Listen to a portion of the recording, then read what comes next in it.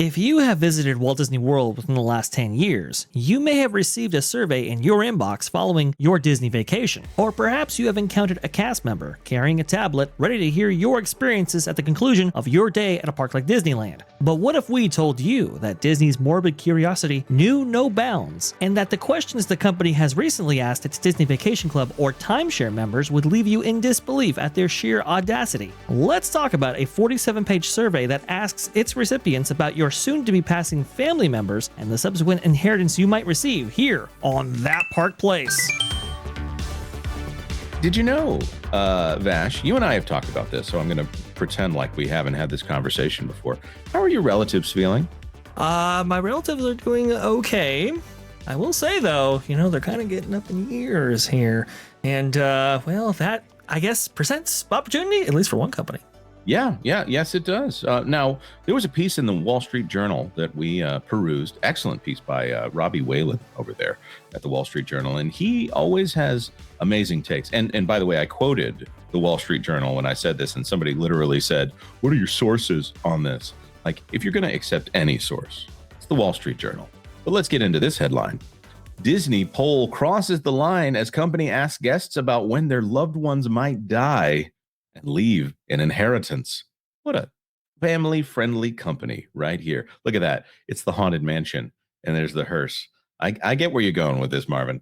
In a startling new low for Disney, the company put a poll out asking guests to predict when their loved ones might die. According to a bombshell report from the Wall Street Journal, Disney sent a 47-page survey to Disney Vacation Club members this fall, loaded with invasive questions about their finances. But one question in particular stood out for its morbid audacity. Disney asked respondents how likely they were to experience the loss of a family member or loved one within the next 5 years, or to be receiving or managing an inheritance. That is creepy right there. I could not believe it when I read it in the Wall Street Journal. I was like, what is going on here? How are you asking that question? Now, I understand why you might want to know the answer to that question, but to ask it is completely out of line. It's completely audacious, as written up here by Marvin. And I've heard this described two ways. One way is that this might be a doomsday clock, for example, for Disney. I think Joshua Harris had this to say about it. He was suggesting that perhaps the company is looking at, okay, we know that the later generation spends more than maybe a younger generation, right? And so we want to kind of know how many years we have left with that generation. Okay, maybe. But again, this question is asked two ways. I think the flip side of that is they want to know whether or not the younger generation is going to get a big old payout. So maybe they can project somehow in their forecasts that a younger generation guest might have some disposable income coming. I mean, it's sick. Right. So let's all also point out the reason that they're having to ask about financing right now is that Disney tickets are at record prices. The fact that over in Disneyland, they have premiered a over $200 main ticket. I don't even think that was a park hopper ticket. By the way, no. That was not with a park hopper add-on, and they're almost to $200 out at Walt Disney World. I don't understand why at Walt Disney World, when you can use that at 4 parks instead of the 1.5 parks that you have out at Disneyland, why they would charge so much more out there. Forgive the dig at Disney's California Adventure. I understand it's lovely. We also are in the era of FastPass, Lightning Lane FastPass, which we will be talking about that very soon. And that is easily $450 at Walt Disney World if you go to the Magic Kingdom. It's like $130 at Animal Kingdom because they have like 2 rides there. But still, this is something where they're pricing themselves out of the market, and they're worried that people won't want to come to Disney, or it's so bad that they want to know if people who, speaking of didn't earn it, people who did not earn the money would be willing to blow their inheritance on Disney Vacation Club, which has gone down precipitously in value since that first premiered, what 30 years ago? Yeah, just about. You see, that's the thing, I think, for Disney. They had this whole strategy of, we're going to target the super rich, and we're going to target the upper class and so forth. We're going to make ourselves a premium product.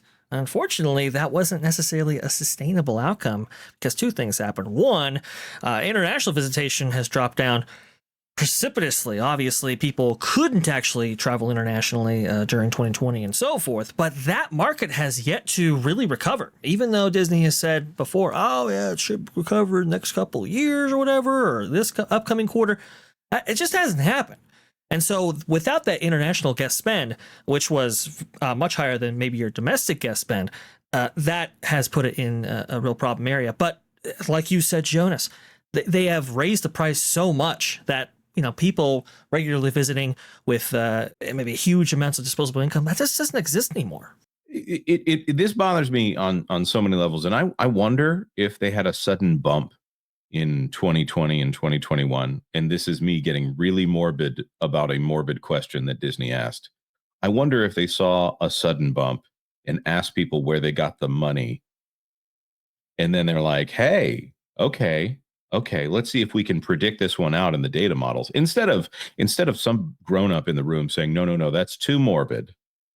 We had a sudden drop off. A lot of people suddenly did something in 20 and 21 in subsequent years. And Disney wanted to know if that was a repeatable event. I'm not saying that they're sitting there watching your grandmother on her Disney vacation, just like vultures waiting for something to happen there. But metaphorically speaking, it feels like that's what they're doing. I think you might be really onto something here, Jonas, because we definitely know that there was a post-pandemic boom when it came to theme parks and admissions and people visiting these places, right? And so people armed with stimmy checks, they came to the parks in droves, right? We had this kind of revenge trip visitation that we saw there, and yeah, they might be looking to predict another wave of that. The problem though is that I don't think that's really coming, and I think they've really cornered themselves into this place where you are a premium brand not offering a premium product, and the word has gotten out. So that was the great thing about the COVID era, right? They could offer almost nothing, charge as much as they wanted, and people would still come. Not anymore. And maybe this question along with the article is a reflection of that. Yeah, my big question here is how much is it to get into a Disney park right now? So we know that it's close to $200 at Walt Disney World, just under $200. If you go over here and go on the Pass website for the Incredipass, which is the only one you can buy if you're outside of the Orlando area, it's cheaper if you want to be there, but it also comes with blackout dates. So $1,649.69 for one adult, and they count that as anyone above the age of 10.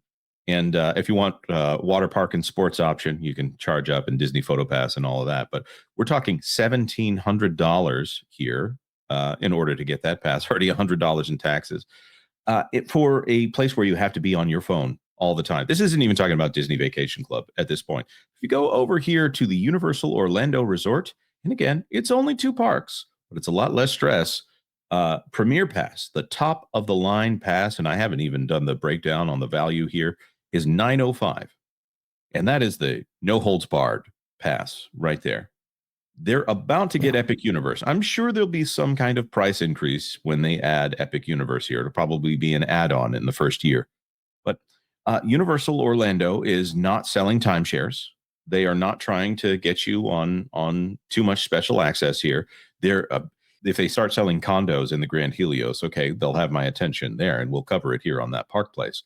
But Universal seems to be doing a much better job of saying, this is the thing we're doing. Here is the value for that. Where Disney is getting so sneaky with it that, okay, well, with the reservation system, by the way, you can have up to 5 reservations at a time on a rolling basis if you have the Incredipass. So it's not a guarantee. You could be maxed out at 5 times visiting the park of your choice, of course. You still got to battle the reservation system here. You don't have that at Universal. I just look at this entire thing and I see so much folly on the part of Disney right now. They used to be a company that was so very careful about how they looked to their guests. And now they're asking questions about when your loved ones are going to die. It's creepy. Vash, you have any thoughts?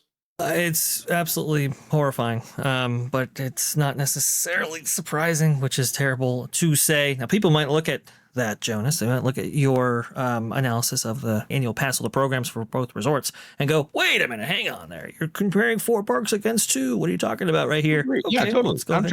I'm trying to make sure that I'm being very clear on that one. Go ahead. Well, let's see something a little bit more analogous, right? So we have the Magic Key program. Now the Inspire Key is not available right now, but when it was about $1,700.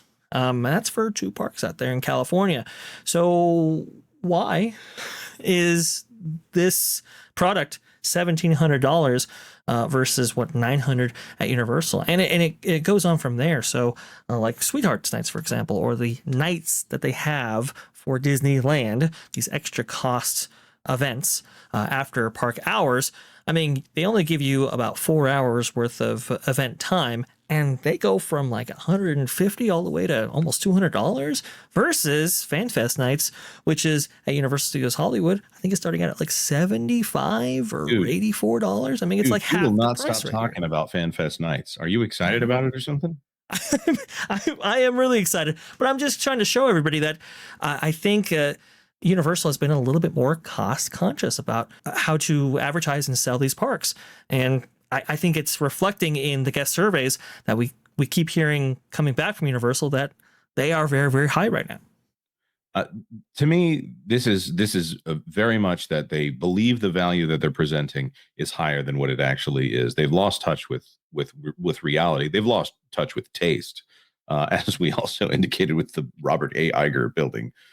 This to me is a company that just really needs to start delivering unbelievable value. And then maybe they can get back to people justifying a $1,700 price point. I know there's probably somebody from Disney right now that's listening that's like, well, we're selling the passes, so what are you on about? Actually, we had a really great chat here. Ken Reihart says, there's always my way. It shouldn't be the way that people have to get into the Disney parks, but thank you very much, Ken. All right. That's not bad. Pretty good. Thanks for watching That Park Plays News. For more information, consider checking out www.thatparkplace.com. And don't forget to subscribe, share, like, and send this out on your favorite social media accounts.